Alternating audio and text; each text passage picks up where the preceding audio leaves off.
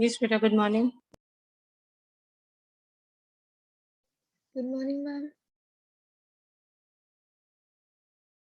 Today we'll start with biomolecules, a new chapter. And after we finish our syllabus, we'll revise the MCQs from NCERT. As I've already told you, we'll take revisions from NCERT. And you have to prepare also from NCERT for all your exams. But first, let's revise. Any idea what are biomolecules? Yes, take the word bio and molecules.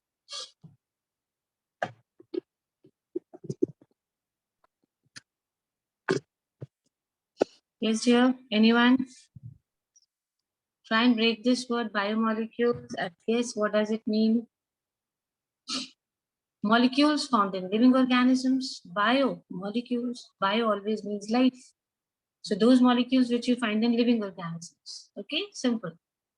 They are chemical compounds. Basically, which kind of molecules? Chemical compounds. Chemical compounds which are found in living organisms.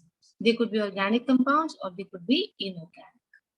They could contain carbon or they could be without carbon as well. So beta, what are biomolecules? Compounds which are found in which organisms? Living organisms. Very simple. If you break the word bio molecule, I'm talking about the molecules which are found in living organisms. Now they could be both the kinds. They could be organic or they could be inorganic. Okay, let's move further. Analysis of chemical composition in a tissue. Before I go further and I start, just 1 second. See. Beta, we are going to study about the composition and the structure of different kind of biomolecules in this chapter. So when I start, some people have joined us late. Again, from the first slide, if you break this word biomolecules, bio means living. So those molecules or those compounds which are found in living organisms are called biomolecules. So if I ask you the definition, it is very simple. You could simply say those molecules which are found in living organisms, since I'm using the word bio, or you could say those chemical compounds which are found in living organisms. Okay. I hope the definition of biomolecules is clear to everybody. Tell me what are biomolecules? Yes, those compounds The which are found where? which are found in living organisms. Okay, just break the word bio and you'll get the meaning. Don't worry about this. Now, we are going to find out the analysis of the chemical composition of a tissue. Supposing I give you a tissue and I say just find out what is the chemical composition of this tissue. What is this tissue containing, or what is this tissue made up of? So how are we going to analyze this? It's very simple. Supposing I've given you a vegetable piece or a piece of liver, means a plant tissue or an animal tissue. We've been given two examples here. One, we are taking a vegetable, we are taking a piece of the liver. So basically what we are trying to do is we are taking a plant tissue and an animal tissue both, and we'll grind it. You know what is grinding? Over here you can see, with the help of a mortar and pestle, grind it into a paste kind of a structure. And for that you would need a liquid, and the liquid that you will take is trichloroacetic acid. We all remember the formula for acetic acid was CH3COOH. So if you see, C is there, COOH is there, but that H3 has gone. H3 has been replaced by 3 chlorine atoms. So this formula becomes trichloroacetic acid. Acetic acid is CH3COOH. So if you remember that formula, in place of H3, we are having 3 chlorines. Now, when we are going to grind this tissue with trichloroacetic acid, please remember the formula. It's simple to remember. There's nothing to learn. Again, to tell you, acetic acid is CH3COOH. Only in place of H3, 3 hydrogen atoms are being substituted by 3 chlorine atoms. So you get Cl3COOH, CCOH, and you get a slurry. Slurry means a thick paste. See now, this grinding is being done. Okay, we've taken this. What must be present in this mortar and pestle is trichloroacetic acid. We are grinding this tissue in this and we'll get a slurry. Slurry is something which looks like this, if you see. Okay, we're going to get a thick paste. strain this through a cheesecloth or a cotton. Okay. Now we're going to strain this. Kind of filtration is what I'm trying to say, channa. And you will get two fractions. One is the filtrate and the other is the retentate. Filtrate means that part which was soluble in acid. Now we had grinded it with acid here. So some part has already dissolved or is soluble in water, acid. This is called as a filtrate. And the second, which was not soluble in acid, is called as the retentate. Retained, bach gaya baad mein, retentate. This is the acid insoluble fraction. So remember, what is filtrate? Acid soluble part. What is retentate? It is acid insoluble part. Let's do this now. First, we'll study about the acid soluble part, that is the filtrate. We will see it contains biomolecules, and the molecular weight of these biomolecules is less than 1000 daltons. And if we talk about acid insoluble part, if we study this, this also contains macromolecules. It contains biomolecules, but those molecules which are very large in size. So we have used the term biomacromolecules. Okay, and the weight is also greater than 1000 daltons. So we come to know that whether it is a vegetable tissue or it is a liver tissue, animal tissue, both of them contain biomolecules. Biomolecules could be smaller with a molecular weight less than 1000 daltons, or they could be massive ones, bigger ones, biomacromolecules whose weight is greater than 1000 daltons. Okay, we did this definition of biomolecules, molecules which are found in living organisms. Then we were trying to test whether tissues contain biomolecules or they do not contain. So we simply took one vegetable part, that is a plant tissue, and a piece of a liver, that is an animal tissue. And then we grinded it in acid. What was the name of the acid, beta? Trichloroacetic acid. Very good, trichloroacetic acid. And we made a slurry, that is a paste. Now we are filtering it. So that part which was soluble in acid is called the filtrate part, and it contains molecular weight less than 1000 dalton molecules. And that part which is left behind, which does not dissolve in acids, is your retentate part. What is that part called as? That is called as the retentate. It contains what? It contains molecules which are more than 1000 daltons. What is the conclusion over here? Whether it is a plant tissue or an animal tissue, both of them do contain biomolecules, number one. The biomolecules could be lighter, less than 1000 daltons, or they could be larger and heavier, called as biomacromolecules, if the molecular weight is greater than 1000 daltons. So if I say the difference between biomolecules and biomacromolecules, biomolecules could be any molecule which is found in living organisms. But when this term biomacromolecule comes, it means those biomolecules whose molecular weight is greater than how many daltons? 1000 1000 dalton. Good. So here we did an analysis of a composition in a tissue. Okay. Now we are going to do analysis of an inorganic compound. Okay, something non-living over here. See, we are doing this. We are living tissue, wet weight and is dry weight to evaporate water. What did we do? We took a living tissue first and we took its wet weight, because you know anything if I take, supposing I take wood also, anything, it certainly contains some amount of moisture. So that weight which we take with the moisture part is called as the wet weight. And then I'll evaporate all the water present in it. Then I'll again weigh it, that weight will be known as dry weight. So when you weigh anything, any inorganic substance, I take a piece of a branch, I take a piece of a bark, and then I weigh it. Obviously, it will contain some water. So that weight will be known as wet weight. We got that figure? And then we're going to evaporate water, whatever method you can do, but the purpose is to evaporate all the water. Then again, you weigh the same compound, and the weight that you get is known as the dry weight. See, these are the terms you'll be using in the chapter, wet weight and dry weight. When we say wet weight, we mean any substance, including the presence of water. And dry weight means we have removed all the water particles from it. Then, after we have got it in dry form, we will fully burn it to oxidize all the carbon compounds to gaseous form. Now, once we have the dry weight, we have already removed water. We are again going to burn it fully so that all the carbon compounds which are present in that are converted to gaseous form. So obviously either all the carbon compounds are being oxidized, that means carbon is getting oxygen. We're using the word oxidize. And we're saying carbon compounds. That means carbon is getting oxygen. Obviously what is formed is carbon dioxide. And water, vapor. If at all any water is left, after you burn it or you heat it, it will go out in the form of vapors. We will see it will form ash, like we have taken this. Okay.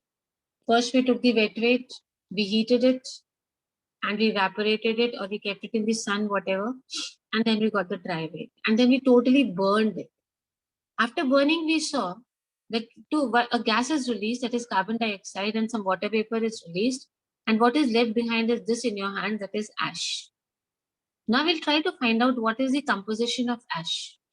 It contains inorganic elements like calcium, magnesium, sodium, potassium.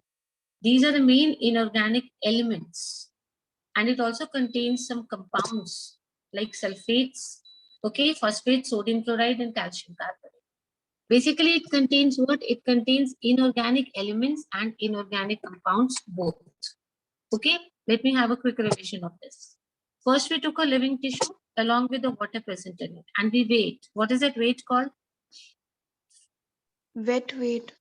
Yes, Wet weight. called as a wet weight. Then I keep it in the sun. I try and evaporate it, and I try that almost all the water which is present is removed. Then I'll again weigh it, beta. What is that weight called? Dry weight. Dry weight. Yes, dry weight. Now, after I got the dry weight, I'm going to burn the compound. Okay, beta. And when I burn the compound, obviously it contains carbon. So when it is going to get oxidized, which gas will be produced? CO2. CO2 and what? CO2. CO2 is produced, and if at all some water was still left, then water is going to be present. And then what is left behind? If you see in your hand, we had this figure. What is left behind? Ash. Ash. Ash. Ash is left. Ash. So we did the chemical composition of ash. We got elements also, we got compounds also. Okay. See, calcium, magnesium, sodium, and potassium are the elements. In inorganic substances, what are we getting? Tell me. Calcium, magnesium, sodium, and potassium. Yes. These are elements, and compounds we are getting sulfate. Now here, this PO4 is orthophosphate, or you can simply call it as phosphate. It's okay. Even if you say phosphate, it is okay, but it is generally called as orthophosphate. Okay, because it's an organic phosphate, basically found in organic things. So we generally call it as organophosphate. You can simply call it as phosphate also. Is it okay? There is no confusion. Here what happens is these hydrogen atoms will be replaced. You know, only we'll come to that structurally later. So what is the conclusion? Ash contains elements also, ash contains compounds also. Okay, and both of them are inorganic. Inorganic elements, inorganic compounds. Now we are going to compare non-living and living matter. First we did for living and then we did for non-living. You don't have to learn this table. Just a little idea you need to take. Okay, don't learn the table. If you see hydrogen in non-living, then 0.14% is found in the Earth's crust and only 0.5 in the human body.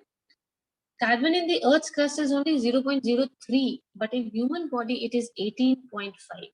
So we need to just keep noticing that one element which is found more in the living matter is certainly carbon.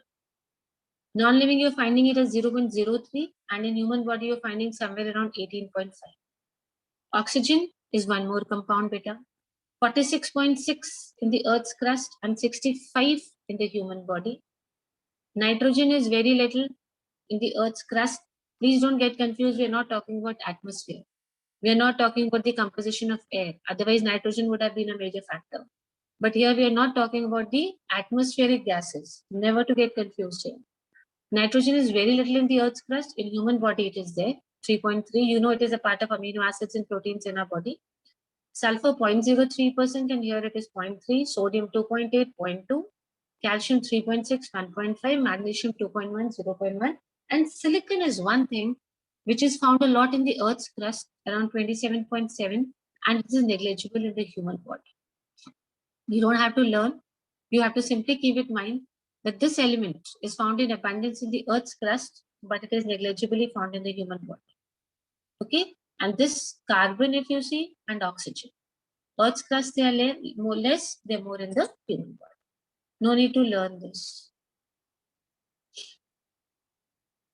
See, when we said we were doing Daltons, 10,000 Daltons and above, my biomolecules and biomacromolecules. So those ones which could have a smaller mass, we can call them as biomicromolecules. So the molecular weight of biomicromolecules, we generally call them as biomolecule. So if the word comes biomolecule, it actually means we are talking about micro ones. We are not talking about macro. So the name of our chapter is biomolecules. It is not biomacromolecules. So we are going to talk about the ones with less molecular weight, or we're going to talk about the ones with more molecular weight. Yes, biomolecules. बेटा देखो, biomolecules is a synonym of biomicromolecules. अगर उनका wait 1000 Dalton से ज्यादा होता तो हम उसको बायोमैक्रोमोलिक्यूल्स बोलेंगे. लेकिन अगर हम बायोमैक्रोमोलिक्यूल्स नहीं बोल के सिर्फ बायोमोलिक्यूल्स बोल रहे हैं, इसका मतलब हम लोग इसकी बात कर रहे हैं, माइक्रोमोलिक्यूल्स. हम मैक्रो की बात नहीं कर रहे. सो जब हम सिर्फ बायोमोलिक्यूल्स बोल रहे हैं तो we are not talking about macro. We are talking about which molecules? Tell me.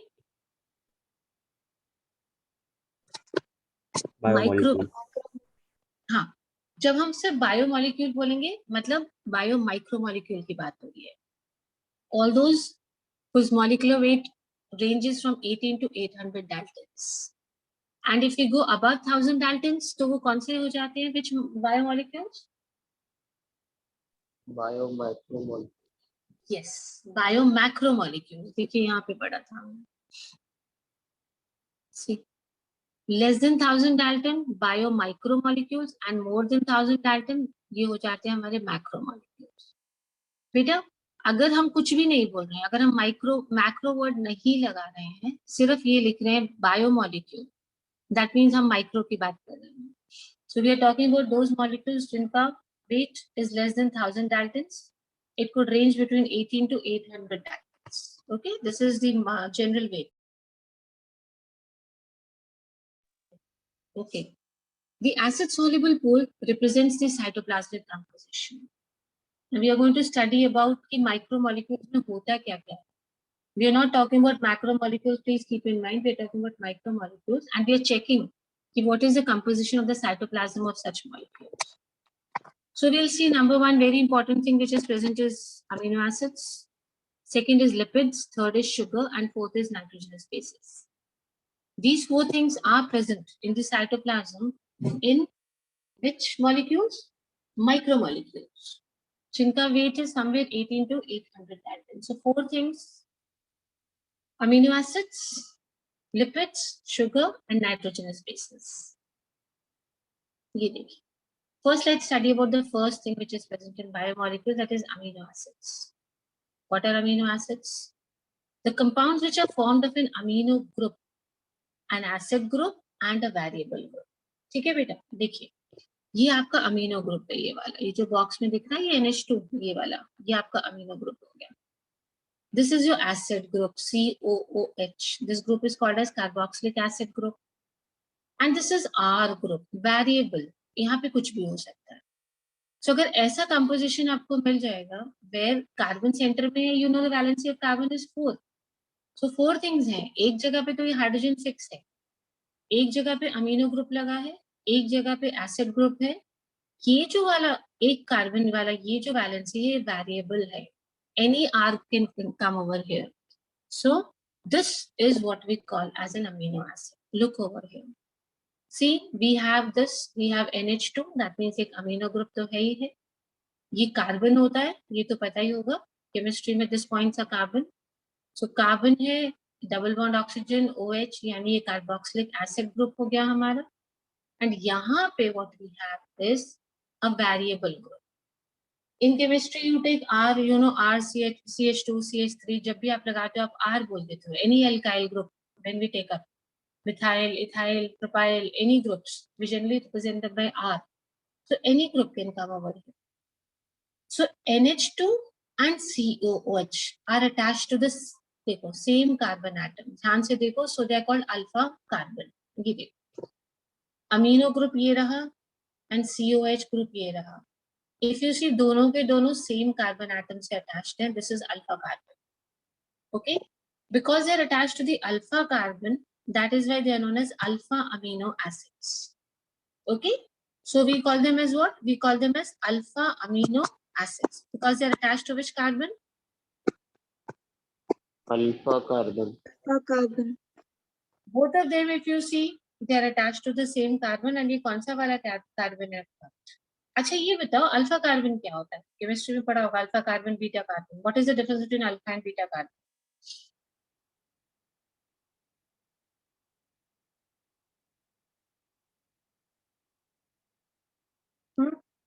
No idea? Alpha carbon क्या होता है? Alpha carbon beta carbon, I am telling you ये दोनों के दोनों इससे अटैच्ड है तो ये हमारा अल्फा कार्बन हो गया एंड दैट इज व्हाई ये अल्फा अमीनो एसिड्स हो गए। बट ये अल्फा है क्या चीज? What is alpha? Why am I calling this carbon as alpha and beta फिर जो आता है वो कौन सा होता है? देखो बच्चे, जो सबसे पहला कार्बन एटम होता है जिससे कोई फंक्शनल ग्रुप ऐड होता है उसको हम अल्फा कार्बन कहते हैं। If you see this is your alpha carbon. The first carbon जिससे कि फंक्शनल ग्रुप अटैच होता है that is what we call as an alpha carbon. What is this called as? Alpha carbon. फिर उसके बाद कोई दूसरा कार्बन एटम आया उसमें कोई और फंक्शनल ग्रुप अटैच्ड है, वो हो जाएगा हमारा बीटा कार्बन। सो ग्रीक लेटर से फिर हम उसको नाम देते रहते हैं, अल्फा बीटा ऐसे करके नाम देते रहते हैं। Is it okay? ठीक है, ये देखो अल्फा कार्बन को आप वैसे भी देख सकते हो एल्डिहाइड एंड कीटोन के पॉइंट ऑफ व्यू से, बट आई थिंक वो आपके लिए मुश्किल रहेगा देखना। आप सिर्फ इसको ऐसे याद रखोगे तो इजी रहेगा।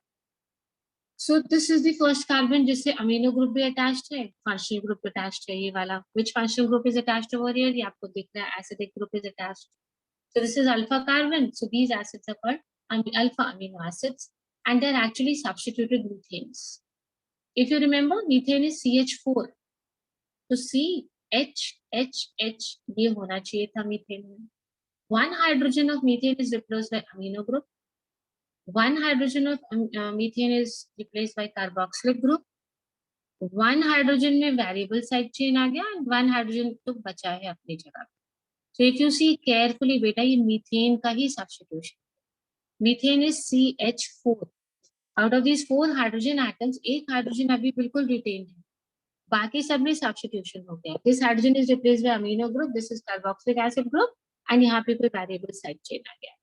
सो if we say amino acids, I hope the structure of amino acid is clear to everybody. Methane का सब्स्टिट्यूशन है, एक तरफ अमीनो ग्रुप है, एक तरफ कार्बोक्सिलिक एसिड ग्रुप है, हाइड्रोजन है, वेरिएबल साइड चेन है, that means it's a substitute of methane. And because this is the first carbon जिससे फंक्शनल ग्रुप अटैच हो गया, this carbon is known as alpha carbon and these amino acids are known as which amino acids? Alpha amino acids. Alpha amino acids. Let's go very slowly. There is no hurry. Let's go very slowly in the chapter. साथ साथ structures भी कोशिश करिएगा. From next time, try and draw the structures. Keep your notebooks ready and you can keep practicing with me. अभी after this, I'll take a slide and then I'll stop. I'll take a revision. ये I told you this is variable side chain बेटा, यहाँ पे कुछ भी लग सकता है, ये और ये तो कांस्टेंट रहेंगे। चलिए देखते हैं इसी चीज को। देखो बेटा ये आपका कार्बन है, अमीनो ग्रुप है, कार्बोक्सिलिक एसिड ग्रुप है, हाइड्रोजन भी है। अगर इस वेरिएबल वाली पोजीशन पे हाइड्रोजन आ गया यानी आपका R जो है यहाँ पे H हो गया, then this is glycine. Which kind of an amino acid is this? What is this called? Glycine. Glycine. We just said कि सिर्फ वो वाला R वाली जगह चेंज होगी। अगेन इन दिस COH है, NH2 है, H है, बट ये जो R था यहाँ पे आपका मिथाइल ग्रुप लग गया CH3. Then this amino acid is alanine. This is called alanine. And अगर यहाँ पे CH2OH लग गया variable position में, this is serine. So we have basically done 3 amino acids just to show you how the name of amino acid changes. Because change तो बेटा सिर्फ इसी में हो सकता है, जो आर वाला पोजीशन है, आई टोल्ड यू ये वाले पोजीशन पे चेंज होगा बस, और किसी पे चेंज नहीं होगा। तो अगर यहाँ पे चेंज होके हाइड्रोजन ही है तो ग्लाइसिन है, सिंपलेस्ट अमीनो एसिड हो ही गया ये। यहाँ पे CH3 है तो एलेनिन हो गया, CH2OH हो गया तो सेरीन है। What is this called? serine. Okay. Now see, let me take up a revision of what I've done. I'm in no hurry. Let's revise quickly. बहुत आराम से करेंगे because I don't know why some people find this chapter difficult, though it is not at all difficult. Biomolecules, molecules which are found in living compounds. Analysis कर रहे थे, याद होगा, we took a plant tissue and we took an animal tissue, and which acid did we grind it with? Yes, what was the name? Trichloroacetic. And we got a thick paste. फिर इसको हमने filter कर लिया था. दो parts मिले थे, एक acid soluble part था which was known as filtrate, and एक acid insoluble part था which was called retentate. Acid soluble वो सारे micromolecules होगा जिनका weight less than 1000 Daltons. Acid insoluble is what we call as Macromolecule.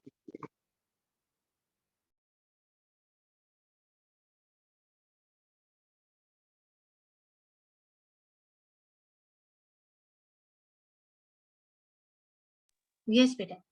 Now this if you see, these are macro and micro. बड़े हैं 1000 Dalton से तो macro. हमने यहाँ पे क्या किया था? वेट वेट का मतलब समझा था. मॉइस्चर सारा निकाल दिया, ड्राई वेट ले लिया, उसको बर्न कर दिया. Two things we got was CO2 and water vapor because carbon is present in any organic compound. So when you are going to burn it, मतलब आप ऑक्सीडाइज कर रहे हैं तो CO2 तो बनेगा ही बनेगा. फिर ऐश बना था. ऐश का कंपोजिशन देख लिया था. Elements like calcium, magnesium, sodium and potassium. Inorganic compound like sulphate, phosphate, sodium chloride and calcium carbonate. इसको करना नहीं है, no need to do this. Let's come to this. When we say micromolecules या फिर हम सिर्फ बायोमोलिक्यूल्स बोल रहे हैं, that means हम लोग माइक्रो की बात कर रहे हैं. We are not talking about macro. So हमारा चैप्टर is biomolecules. इसका मतलब हम मैक्रो को तो स्टडी नहीं करेंगे in this chapter. We only going to study those molecules whose range of weight is somewhere between 18 to 800 Daltons. फिर हमने इसका साइटोप्लाज्म चेक करा, क्या क्या चीज होती है, सबके बारे में अलग अलग पढ़ना है. That is all in the chapter. सबके बारे में अलग अलग पढ़ेंगे. Amino acids, lipids, sugars, and nitrogenous bases. Is it okay? Let's see.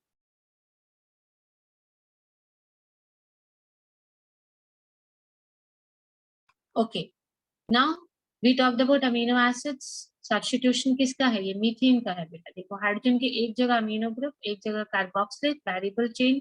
Hydrogen, इस कार्बन को क्या बोलते हैं? Alpha carbon. Like if you go according to the series alpha, beta, gamma ऐसे चलता है. तो पहला कार्बन जिससे आपका फंक्शनल ग्रुप अटैच हो गया, because alpha carbon, first carbon यहाँ पे ये अटैच हो गया. ये this is alpha amino acids. Actually they are substituted methanes, you must have understood. Hydrogen है तो ग्लिसिन, CH3 तो एलेनाइन, CH2OH हो गया तो serine. Yes dear. Till here it is okay for everybody? Sure. Tell me beta, if it is clear only then I'll go further. Yes, ma'am. Ma'am. If you want मैं दोबारा ले लेती हूँ because you should not have a problem in this chapter. 20 types of amino acids are used in protein synthesis. When we know that proteins बनते हैं amino acids से, so almost 20 type of amino acids are used in protein synthesis. ये देखिए, they could be acidic amino acids, for example glutamic acid. They could be basic amino acids, for example lysine, or they could be neutral amino acids, for example valine.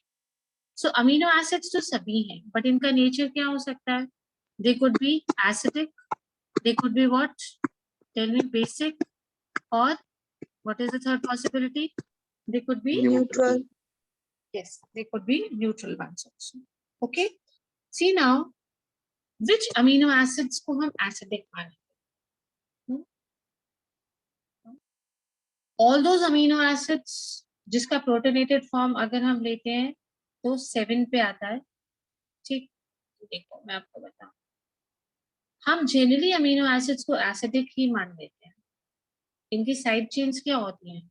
Acidic होती हैं. ठीक है, अब मैं आपको थोड़ा सा और समझाती हूँ. जिन भी अमीनो एसिड्स की साइड चेन्स में नेगेटिव चार्ज आ जाता है, अगर आप उसे किसी पीएच वैल्यू पे लेके जाओ, कोई भी पीएच पे, एंड उसकी साइड चेन पे नेगेटिव चार्ज आ जाए, तो हम उसको एसिडिक अमीनो एसिड्स बोलते हैं. ओके, आप सिंपली याद रखो जिनकी साइड चेन्स में नेगेटिव चार्ज होता है, what are these amino acids called as? Acidic amino acids, what are they called? देखो बेटा, आपको पता है कि अमीनो एसिड में दोनों ग्रुप होते हैं। कौन से ग्रुप्स होते हैं? अमीनो ग्रुप भी है आपका एंड एसिडिक ग्रुप भी है, ठीक? Of course they have been neutralised. Amino acid neutral होता है, होने को तो यहाँ पे अमीनो ग्रुप भी है, कार्बोक्सिलिक एसिड ग्रुप भी है, बट अगर हम ओवरऑल अमीनो एसिड की बात करते हैं तो वो न्यूट्रल होता है। अगर कोई एक्स्ट्रा एसिड या एक्स्ट्रा बेस आकर के इस साइड चेन से अटैच हो जाए, तो अभी इस कंडीशन में तो आपका अमीनो एसिड न्यूट्रल, ओके, इसमें कोई वो नहीं है। बट सपोजिंग कोई एक्स्ट्रा एसिड या फिर कोई एक्स्ट्रा बेस आके साइड में अटैच हो जाए, तो हम क्या बोलेंगे? ये अब हमारा अमीनो एसिड या तो एसिडिक हो गया या फिर क्या हो गया? बेस हो गया। Is it okay? देखो बच्चे, ये देखो, ये बेसिक ग्रुप होता है, ये जो अमीनो ग्रुप होता है ये बेसिक होता है बेटा, यही तो ऑब्वियसली ये तो न्यूट्रल है ही। अगर कुछ एडिशनल साइड चेन में आके अटैच हो जाता है, then you will say what kind of an acid is this? अगर एसिड अटैच हो गया तो एसिडिक अमीनो एसिड्स हो गया। नॉर्मली क्या होता है, साइड चेन्स न्यूट्रल होते हैं ये वाले, ठीक? तो यहाँ पे कोई प्रॉब्लम आती नहीं है, बट इन सम केसेस ऐसा आता है, मैं आपको दिखाती हूँ। चलो लुक एट दिस, ये जो ग्रुप है ये कार्बोक्सिलिक एसिड ग्रुप है, सी है बेटा, यहाँ पे O है, OH है। अब यहाँ देख के बताओ कितने होने चाहिए ये चीज नॉर्मल अमीनो एसिड में? कार्बोक्सिलिक एसिड ग्रुप्स कितने होने चाहिए? अमीनो एसिड में कितने कार्बोक्सिलिक एसिड ग्रुप होते हैं बच्चे? टेल मी क्विकली, देखो स्ट्रक्चर देख के बताओ।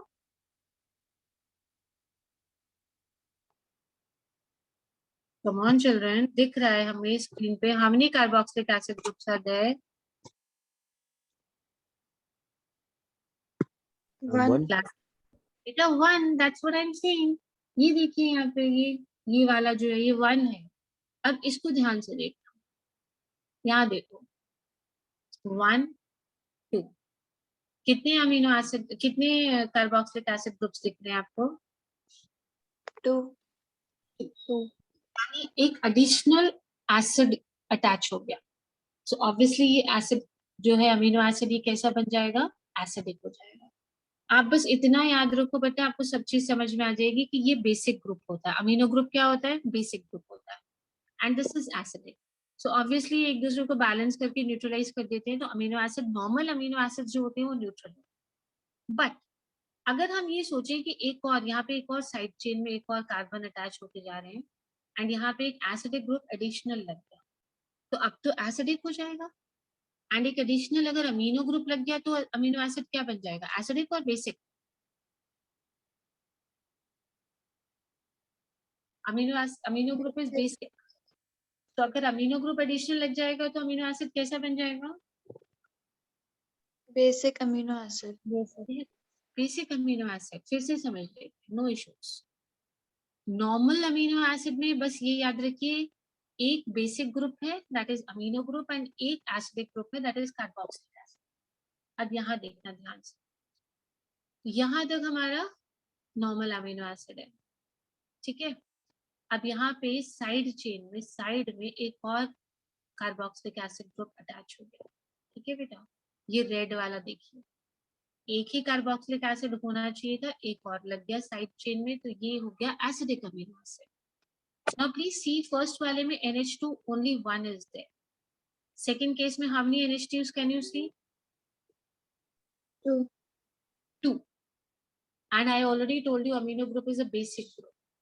तो अब बेस का जो पार्ट है वो ज्यादा हो गया एसिड से, बिकॉज शुरू में तो 1 एसिड था 1 बेस था, यहाँ पे अब एसिड तो एक ही रह गया ये वाला, लेकिन बेस 2 हो गए।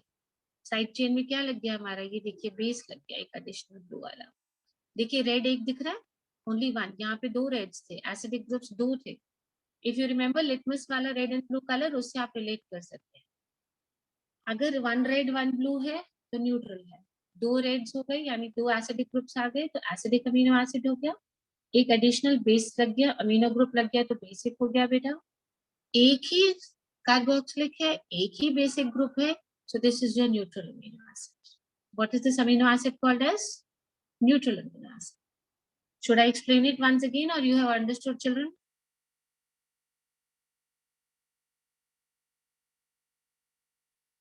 God, you people don't speak at all. Okay, tell me, this is neutral, acidic or basic amino acid?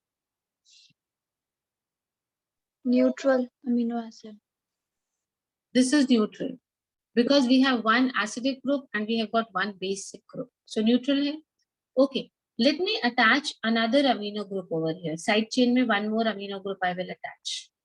So ab amino acid will become what? Basic amino acid. Basic Yes. amino acid.